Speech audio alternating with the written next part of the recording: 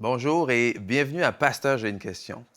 Aujourd'hui, on va répondre ensemble à une question qui nous vient de Françoise de France et qui nous demande ceci. Mon salut dépend-il des œuvres que j'accomplis? Est-ce que mon salut va dépendre des œuvres que je fais? C'est une excellente question, puis c'est une question qui, au cours de l'humanité et de l'histoire, a suscité énormément de controverses dans l'histoire de l'Église et qui encore aujourd'hui, malheureusement, euh, apporte un peu d'ambiguïté et de controverse, même si, comme on va voir ensemble aujourd'hui, c'est un sujet qu'on voit de bord en bord des Écritures, d'une page à l'autre, et c'est un sujet qui est vraiment primordial et essentiel pour nous en tant qu'enfants de Dieu, de comprendre, d'être convaincus de la manière dont le Seigneur nous a donné son salut, nous a donné l'espoir d'une rédemption. Donc, quand je dis que ça a causé beaucoup de controverses, c'est que cette question même-là, elle a été à la base de la réforme qui a transformé complètement la face de l'Église, la face du christianisme. Et cette réforme-là bien, a pris part principalement avec là, Martin Luther. Martin Luther qui, en gros, sans aller vraiment faire un message historique, aller dans ces choses-là, s'est soulevé cette question-là, en fait. C'est poser cette même question, est-ce que mes œuvres sont le critère pour mon salut? Et à travers les Écritures, alors qu'il lisait les Écritures, c'est une question qui restait constamment dans son esprit parce que le système de l'Église à son époque prônait un salut par les œuvres. Et je dirais même plus que ça, plus que prônait un salut par les œuvres, il allait avec ce qu'on appelle la vente d'indulgences.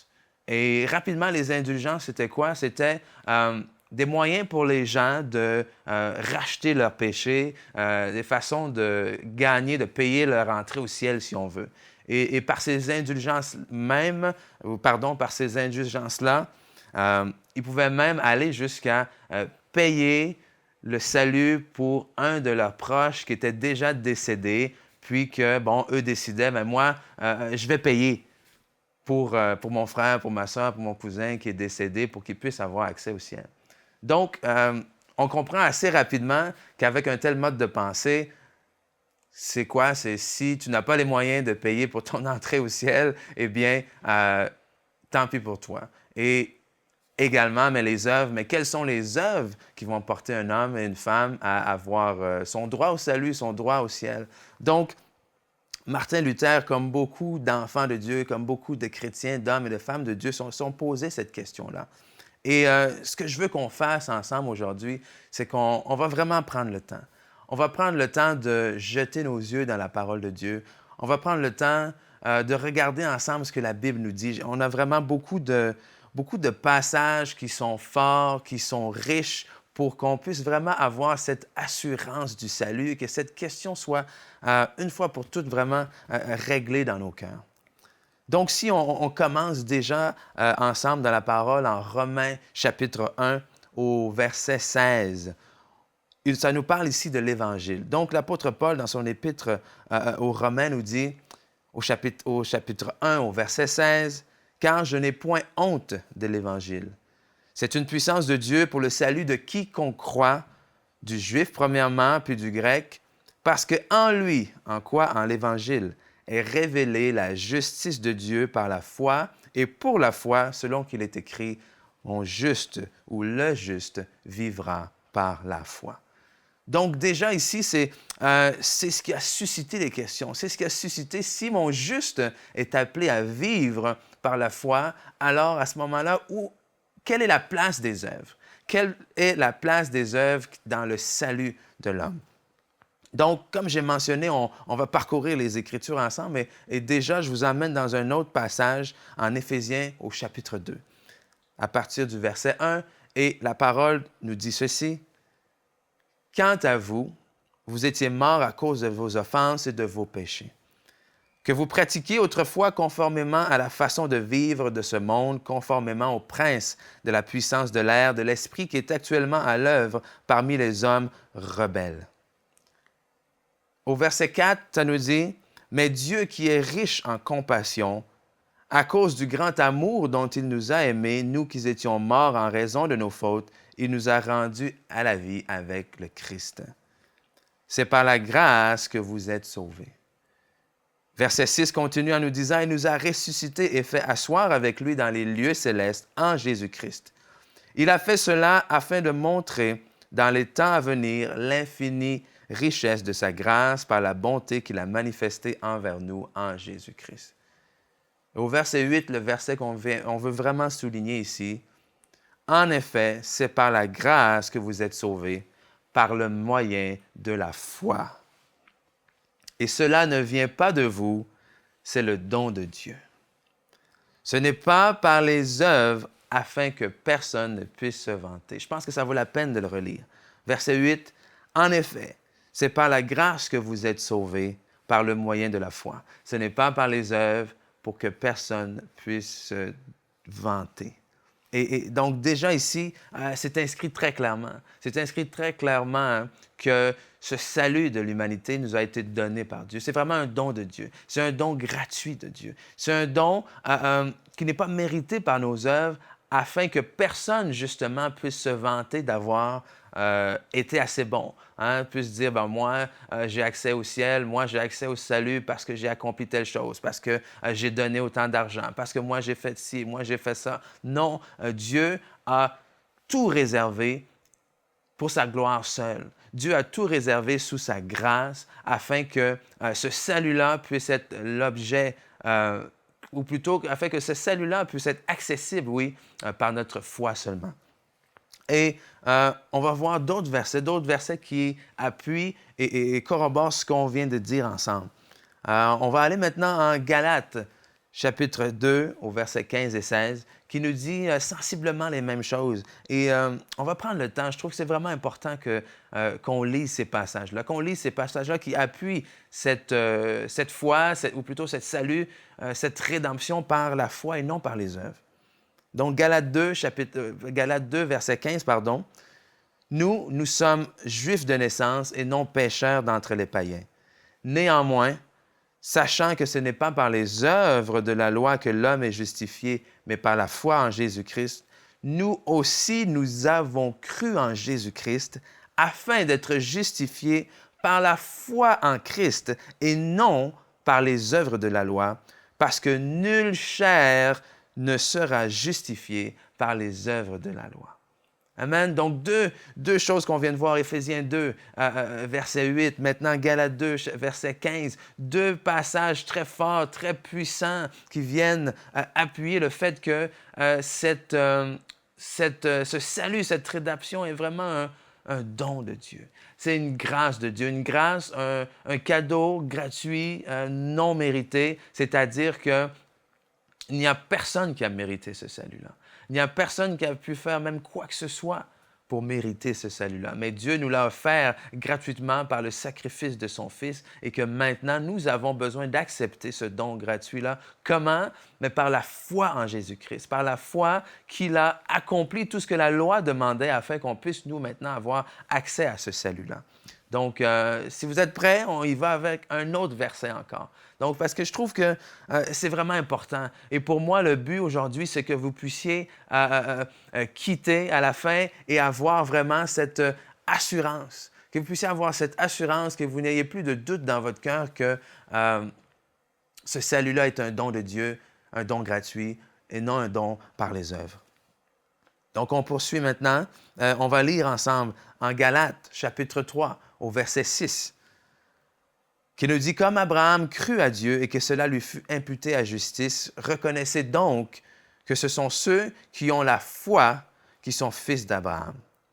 Aussi, l'Écriture prévoyant que Dieu justifierait les païens par la foi, encore une fois, on parle de justification par la foi, a d'avance annoncé cette bonne nouvelle à Abraham. Toutes les nations seront bénies en toi. En sorte que ceux qui croient sont bénis avec Abraham le croyant. » Mais verset 10 nous dit, « Car tous ceux qui s'attachent aux œuvres de la loi sont sous la malédiction, car il est écrit, maudit est quiconque n'observe pas tout ce qui est écrit dans le livre de la loi et ne le met pas en pratique. » Je pense qu'on va arrêter ici quelques instants. Qu'est-ce que ça nous dit ici? C'est que si on essaye, si on tente d'aller chercher notre salut par la loi, par les lettres, par les œuvres, eh bien, ça nous dit ce verset-là que maudit est quiconque ne respecte pas tous les ordonnances de la loi. Quelqu'un qui n'observe pas tous les commandements. Par exemple, s'il y en a 200, même si j'ai accompli 199 sur 200, eh bien, je suis maudit. Malheur à moi si je n'ai pas accompli toute la loi. Donc, vous comprenez que une telle mentalité, une telle approche envers notre salut fait en sorte que nous allons toujours tomber à court. Amen, que nous allons avoir de la difficulté à accomplir totalement la loi. Amen. Mais la bonne nouvelle, c'est la suite de ce passage-là, qui nous dit au verset 11 que nul ne soit justifié devant Dieu par la foi. Cela est évident puisqu'il est dit, le juste vivra par la foi. Donc, nul n'est justifié devant Dieu par la loi parce que le juste vivra par la foi. Or, la loi ne procède pas de la foi. Maudit est quiconque est pendu au bois. Donc, on saute au verset 13. Afin que la bénédiction d'Abraham eût pour les païens son accomplissement en Jésus-Christ et que nous ressuscions, la foi, l'Esprit qui avait été promis. Donc, ce n'est pas par la loi, ce n'est pas par les œuvres, c'est vraiment un acte de foi, un acte de croire avec tout notre cœur que Jésus-Christ a payé le prix pour nous. De croire de tout notre cœur avec foi que Jésus-Christ a gagné le salut pour nous et que nous pouvons maintenant le recevoir par cet acte de foi-là et non par les actes de la chair, les actes de la loi et non par nos œuvres.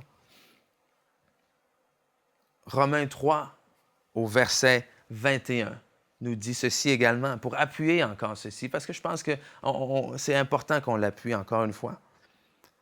Au verset 23, plutôt, nous dit « Car tous ont péché et sont privés de la gloire de Dieu.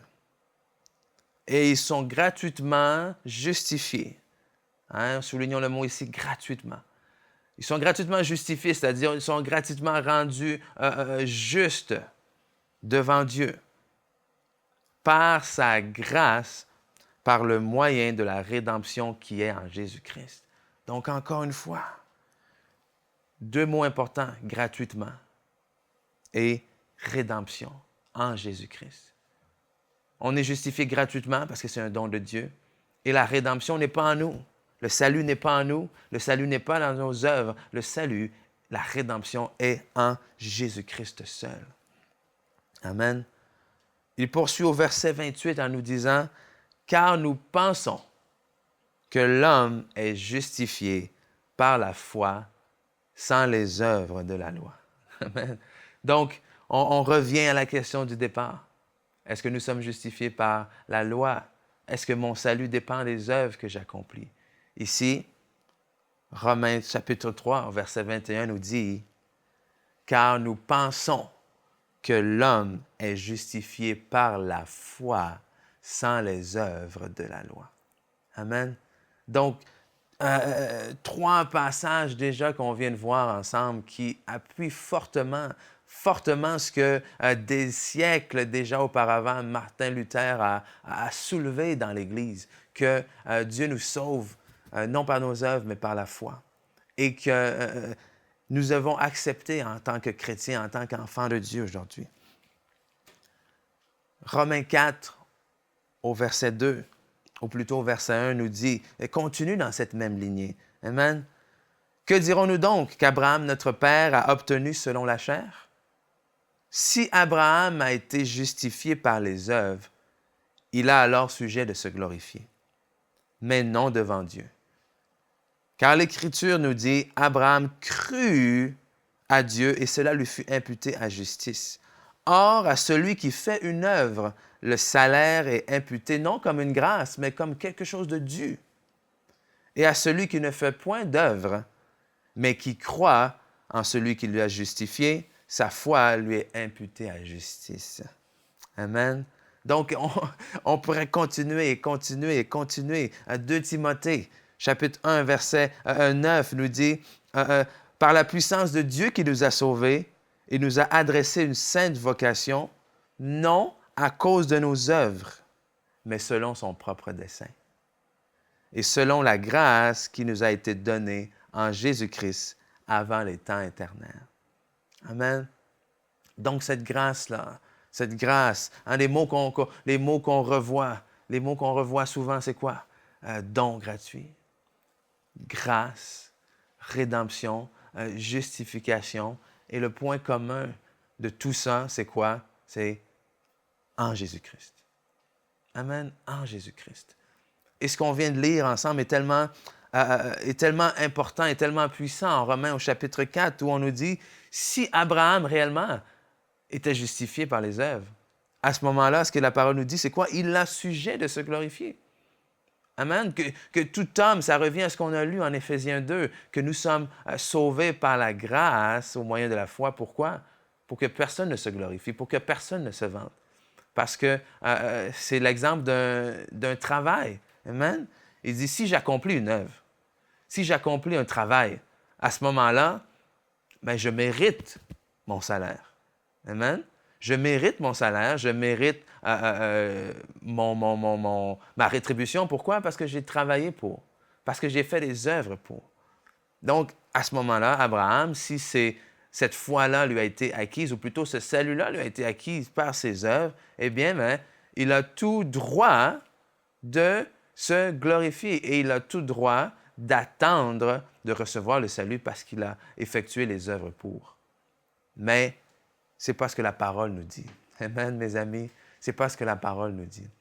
Est-ce que vous vous sentez aujourd'hui peut-être condamné ou pas à la hauteur? Vous craignez pour votre salut, vous craignez pour votre rédemption, mais aujourd'hui, vous pouvez avoir une assurance, mes amis. Vous pouvez avoir cette assurance que si vous mettez votre foi en Jésus-Christ, amen, Jésus-Christ seul, si vous mettez votre foi dans ce don gratuit, gratuit, amen, gratuit. Gratuit signifie quoi? Ça signifie que je n'ai pas besoin de payer pour. Amen. Gratuit signifie qu'il y a déjà quelqu'un qui a payé pour. Et son nom est Jésus. Amen. Et ce qu'il nous demande maintenant, c'est de recevoir, nous, ce don gratuit par la foi en ce qu'il a accompli. Amen. 2 Timothée, on poursuit encore 2 Timothée, chapitre 1, verset 9, qui nous dit, « N'aie donc point honte. » Donc, c'est l'apôtre Paul qui parle à Timothée, il lui dit, « N'aie donc point honte du témoignage à rendre à notre Seigneur. Ni de moi son prisonnier, mais souffre avec moi pour l'Évangile par la puissance de Dieu, qui nous a sauvés et nous a adressé une sainte vocation, non à cause de nos œuvres, mais cela selon son propre dessein et selon la grâce qui nous a été donnée en Jésus-Christ. » Amen. Donc, on a lu ce passage ensemble tout à l'heure et on va aller lire un autre passage qui est en Tite, chapitre 3, et qui vient encore une fois appuyer. Encore une fois appuyer, mes amis, on pourrait passer des temps ensemble à lire et à relire la parole parce que, comme j'ai dit au départ, c'est un sujet, ce salut-là, qui est la raison même de pourquoi le Seigneur, ou plutôt Dieu, a envoyé son Fils. Amen. A envoyé son Fils sur la terre pour pouvoir aller nous récupérer cette position d'enfant de Dieu, cette place à ses côtés, ce salut-là que l'homme avait perdu. Donc, Tite 3, verset 5, nous dit, « Mais lorsque, ou plutôt verset 4, « Mais lorsque la bonté de Dieu, notre Sauveur, et son amour pour les hommes ont été manifestés, il nous a sauvés, non à cause des œuvres de la justice que nous aurions faites, mais selon sa miséricorde, par le baptême de la régénération et le renouvellement du Saint-Esprit. » Amen. Donc, encore et encore et encore. Ce que j'aime ici, c'est que non seulement la parole se contente de dire que c'est par la foi en Jésus-Christ, mais on appuie ici que c'est non à cause des œuvres de justice. Amen. Non à cause des œuvres de la foi. Non à cause des œuvres de la loi, ou plutôt des œuvres de la loi, mais à cause de notre foi seule dans l'œuvre que Jésus-Christ a accomplie. Amen. Donc, notre foi doit être non à nos œuvres, mais en son œuvre. Mais pourquoi alors? Donc, la question qu'on peut se poser, écoute, si à la lumière de ce qu'on vient de lire ensemble, ça semble si clair, ça semble si clair dans les Écritures, que cette rédemption-là, que ce salut-là est l'objet non pas de nos œuvres, mais de notre foi en Jésus-Christ. Pourquoi alors aujourd'hui, encore aujourd'hui, en 2016, dans l'Église de Jésus-Christ, pourquoi est-ce qu'il y a encore des doutes à ce niveau-là? Pourquoi est-ce qu'il y a encore la controverse? Pourquoi est-ce qu'il y a encore certaines questions? Eh bien, en particulier, une des raisons, c'est que la Bible nous parle également des œuvres qui suivent la foi. Amen. Pas des œuvres de la loi pour la justification, mais bien des œuvres qui vont suivre la foi. Et certaines personnes ont soulevé l'idée qu'il y avait peut-être une certaine controverse ou une contradiction plutôt entre les propos de l'apôtre Paul et les propos de l'apôtre Jacques. Mais on va lire ensemble ce que Jacques nous dit dans son épître et on va vraiment faire la lumière pour tout ceci et voir ensemble que non, ce n'est pas une contradiction, mais au contraire, l'apôtre Jacques vient ici appuyer ce que l'apôtre Paul dit et même rajouter à ce qu'il nous dit. Donc, en Jacques, chapitre 2, la parole nous dit ceci, nous dit au verset, on va commencer ensemble au verset 14. Donc, Jacques, chapitre 2, verset 14. « Mes frères, que sert-il à quelqu'un de dire qu'il a la foi s'il n'a pas les œuvres? » Donc, vous voyez ici, okay? Déjà, on voit une apparente contradiction, mais qui n'en est pas une. On va le lire ensemble, on va voir ensemble. Donc, la foi s'il n'a pas les œuvres. La foi peut-elle sauver? Si un frère et une sœur sont nus et manquent de la nourriture de chaque jour et que quelqu'un leur dise « Allez en paix, chauffez-vous et rassasiez-vous » et que vous ne leur donniez pas de quoi nécessaire au corps, à quoi cela leur sert-il? Il en est ainsi de la foi. S'il n'a pas les œuvres, elle est morte en elle-même. Mais quelqu'un dira « Toi, montre-moi la foi et moi j'ai les œuvres. Montre-moi ta foi sans les œuvres et je te montrerai la foi par mes œuvres. » Tu crois qu'il y a un seul Dieu, tu fais bien, les démons le croient aussi et ils tremblent. Verset 22. Tu vois, ou plutôt verset 20, Abraham, notre père, ne fut-il pas justifié par les œuvres lorsqu'il offrit son fils Isaac sur l'autel? Tu vois que la foi agissait avec ses œuvres et que ses œuvres de la foi, ou plutôt que ses œuvres de la foi l'ont rendue parfaite. Ainsi s'accomplit l'Écriture, Abraham crut à Dieu et cela lui fut imputé en justice. On l'a lu tout à l'heure. On l'a vu que l'apôtre Paul a repris ce passage-là. Vous voyez que l'homme est justifié par les œuvres et non par la foi seulement. Qu'est-ce qu'il veut dire ici? Il veut dire exactement ce qu'il dit en terminant au verset 26. Comme le corps sans âme est mort, de même la foi sans les œuvres est morte.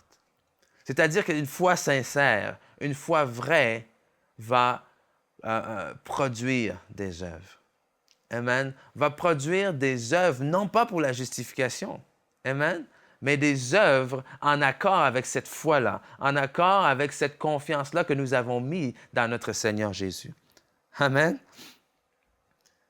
Acte 26, 20, c'est l'apôtre Paul ou plutôt les Écritures parlent, et c'est l'apôtre Paul devant le roi Agrippa qui lui raconte plutôt le mandat qu'il a reçu de Jésus. Il lui dit, Acte 26, verset 19, il dit, « En conséquence, roi Agrippa, je n'ai point résisté à la vision céleste, à ceux de Damas d'abord, puis à Jérusalem, dans la Judée et chez les païens, j'ai prêché la repentance et la conversion avec la pratique d'œuvres dignes de la repentance. » Amen. Donc, lorsqu'on parle d'œuvres ici, lorsqu'on voit les œuvres, ce n'est pas les œuvres de la loi. Ce ne sont pas les œuvres pour être justifiés. Ce ne sont pas les œuvres pour avoir droit à ce salut-là. Ce salut que, comme on a vu à plusieurs passages, ce salut qui est gratuit. Ce salut qui est un don. Ce salut qui nous vient de Christ. Non. c'est les œuvres qui témoignent de ce salut-là. C'est les œuvres qui témoignent de l'œuvre de Dieu. Comme la parole de Dieu nous dit, de l'abondance du cœur, la bouche parle. De l'abondance de ce qu'il va avoir dans notre cœur, amen, notre bouche va parler. Nos actions vont refléter ce salut-là. Comme Jésus le dit lui-même, celui qui m'aime garde ses commandements. Amen. Donc, ce n'est pas de se conformer à la loi. Vous voyez dans les Écritures, dans les Évangiles, jamais Jésus demande à quelqu'un de se conformer à la loi pour avoir droit au salut. On le voit très bien avec les pharisiens, les sadducéens, qui sont des hommes de loi, des hommes qui appliquent la loi. Et pourtant, Jésus leur dit qu'ils sont très loin du salut. Amen. Donc, Jésus parle de quoi? Parle de garder ses commandements. Celui qui m'aime garde ses commandements. Pourquoi? Parce que celui qui m'aime a eu foi en moi. Celui qui m'aime a réalisé qu'alors qu'avant, il était esclave du péché, esclave de la mort et dédié à la mort éternelle. Celui qui m'aime a reconnu que j'ai donné ma vie pour lui. Celui qui m'aime a reconnu que maintenant, il a la vie par la foi en moi.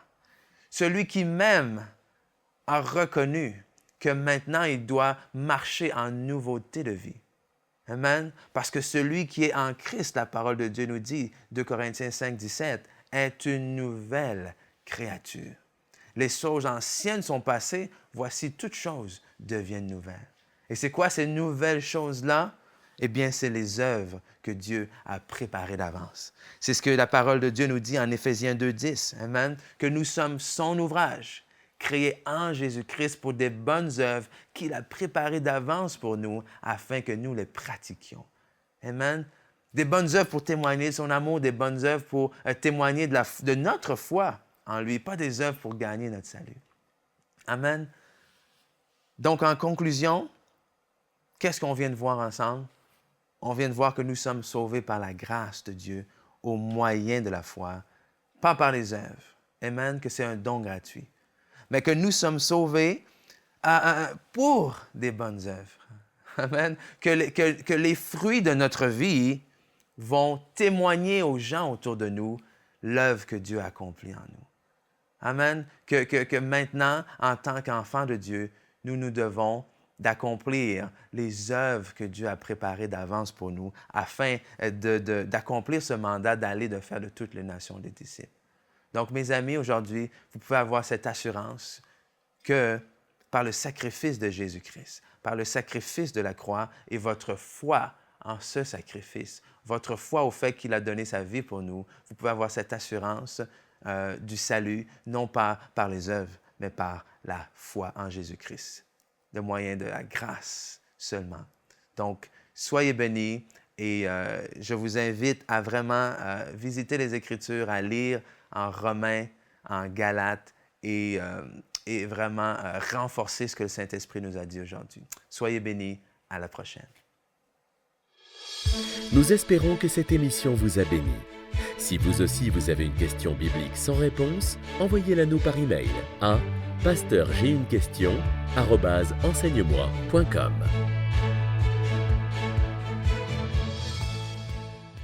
Cette émission est rendue possible grâce au précieux soutien des partenaires d'Enseigne-moi Canal International.